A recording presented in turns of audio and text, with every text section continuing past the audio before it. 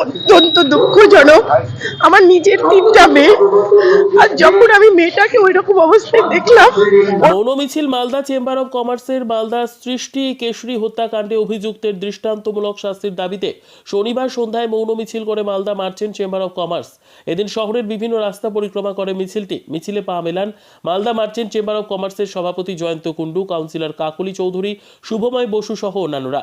Councillor কাকলি চৌধুরী জানান, আমরা অভিযুক্তের দৃষ্টান্তমূলক শাস্তি চাই। আমরা প্রশাসনের কাছে দাবি রাখছি যেন অভিযুক্তের ফাঁসির সাজা হয় আর কোনো মায়ের কোল এভাবে খালি না হয়। আমরা শোকাহত পরিবারের পাশে আছি।